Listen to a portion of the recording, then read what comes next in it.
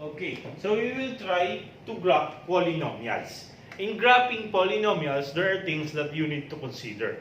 First is end behavior. Okay. So end behavior is, of course, the end of your line. For example, this is your graph. So these arrows are called the end behavior. Okay. So give me this example that we used earlier. So we have 4x. F of x is equal to 4x cubed plus 16 x squared plus 9x minus 9. Okay. In determining the end behavior of the graph, we need to look on these two. The leading coefficient and the degree or the highest exponent of the equation. So first, we need to look at the degree. Okay. So we need to know if the degree is an odd or an even degree. No. So in this example, we have odd degree. Okay. So odd. Our degree is odd. Next, we need to look at the leading coefficient. If it's positive or negative. So if the leading coefficient, okay. So let me just use LC for leading coefficient. If the leading coefficient is positive, end behavior of the graph must be down, up. Okay? So, supposed to be our graph, okay, should be look like this. Or just like that. No. So, the end behavior of the graph should be down, up. Okay? Next. Odd degree but negative leading coefficient. So, end behavior should be up, down. Okay? So, positive, odd degree, leading coefficient positive, down, up. Odd degree, leading coefficient is negative, up, down.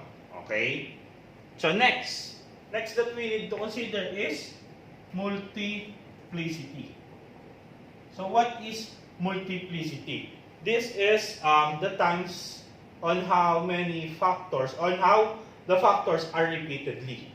Okay, so in this example, no, we have the factors are, so what are the factors? We have 2x plus 6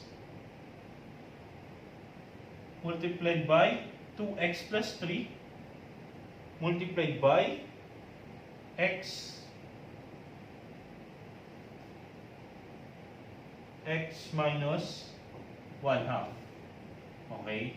So in this example, we have these three factors.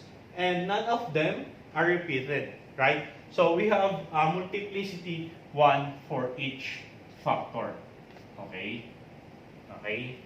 So next, we have multiplicity 1, we have 2, and we have 3. Okay? So we have 1, 2, 3 multiplicity. Okay. So this is about on how you graph. Okay. So if the multiplicity is 1, the graph will go through that point. Okay? Goes through, sorry. Okay. If the factor have multiplicity of 1, the graph will go through the point. Okay? Just remember, goes through. If the multiplicity is 1, it will goes through the point. Okay, let me just erase this. Okay? Next, what if multiplicity is 2? Okay? So, if the multiplicity is 2, the graph will bounce back. Okay? Bounce back at the point. Okay? Next, what if the multiplicity is 3? So, we have a curved line. Okay? Curved line. So, supposed to be graph of this look like this. If it goes through, for example, we have here the point, so it goes through. Just like that. Okay? It goes through the point. No. What if it bounces back? For example, this is the graph. So, it bounces back. Okay? It doesn't goes through the point, but if it bounces back. Okay, so another, we have the curved line. For example, we have here. So from here, just like that. Okay, I'm sorry. So curved line, for example, we have here. So something like that. Okay. So in plotting, no, we don't really need yung the exact how can you say that? The exact graph. No, we don't have so many points to have the exact graph. We just need to have a sketch. Just look like this. Okay. Okay. So let's try to graph this example. So roots are, or the points are, so we have 2x plus 6 is equal to 0. Then 2x is equal to negative 6. Then x we have negative 3. Okay. Then 2x is equal to negative 3. X is equal to negative 3 halves. So negative 3 halves. Then x is equal to positive 1 half with multiplicity of 1. Okay, so let's graph this. Okay, consider add degree, then negative, positive. Positive, okay, positive leading coefficient. So graph or the end behavior should be down, up. Okay, so first, let's graph. Let's plot the points. So negative 3.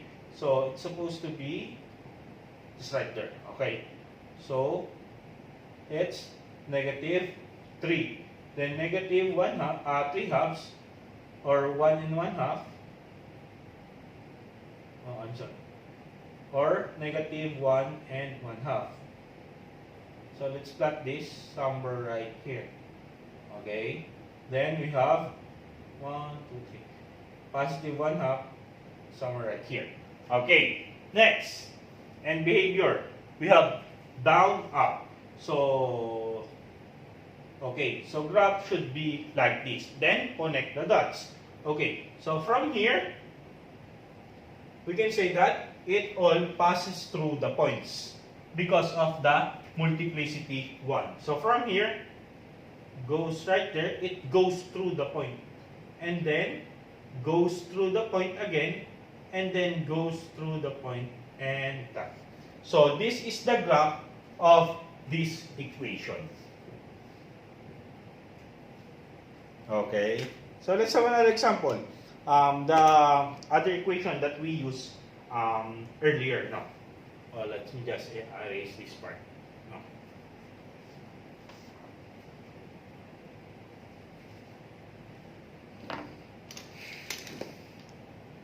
Okay. Before I forgot, no, I will just explain on the difference between having a degree and even degree. Okay. So if we have a degree which is even, okay, so end behavior should be the same. No. If the leading coefficient is positive, okay, even degree but positive leading coefficient, the graph or the end behavior should be look like this. Okay. Next, what if we have negative leading coefficient? So graph or the end behavior should be look like this. Okay. So let me give you a brief example now. For example, we are given the factors. We already have the factors. Example, these are the factors. X plus 1 raised to 2, which is, we have simplicity of 2. Then x minus 3 with simplicity of 1. Then we have x plus 4 simplicity of 3. Okay. So 2, okay, first we need to know the degree.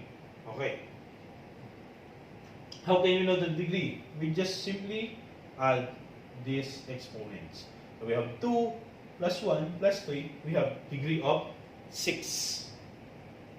Okay. So it means that these factors are repeated twice. This factor is repeated thrice. Okay. Next, leading coefficient. So we have positive, we have even, okay? So we have even degree, and then leading coefficient is, okay, so this is the leading coefficient. So positive, positive, positive. So we have positive. Okay, so end behavior must be up, up. Okay, so let's try to graph. Okay, so in graphing, all we need, or all we want is to have this sketch, no? And that doesn't really mean that you need to plot the exact points, no, in the given equation. But if you have only 3 points, then you need to plot those 3 points only. And then the graph should be just look like this. Okay, so let me try this one. So we have x plus 1, which is x is equal to negative 1, x is positive 3, x is negative 4. Okay, so 1, 2, 3, 4, 1, 2, 3, 4. Okay, so given x positive 1, x is negative 1. Okay, so negative 1 is just right there. Okay, next, x is positive 3. So positive 3 is somewhere right here. Negative 4. So negative 4 is 1, 2, 3, 4. So negative 4. Okay, so just look at the points, and then end behavior. It should be up, up. Okay, so end behavior should be up, up. Why? We have a degree which is even, then we have the leading coefficient which is positive. So up, up. Okay, so let's start. So let's look at the negative 4. So negative 4, we have simplicity of 3. As we said earlier, graph should be a curved line. So, yes. Okay, so curved line. So somewhere, yeah, just look like this. No, it's not perfect, but it's look like this. So it's not a straight line, but it's a curved line. Next, this is negative 1, right? So negative 1, we have simplicity of 2. So simplicity of 2, it doesn't goes through. It bounces back. Okay, so from here, it bounces back. Okay, so it doesn't goes through the negative 1, but it bounces back. Then from here, this is positive 3 with simplicity of 1. It goes through. So from here to that.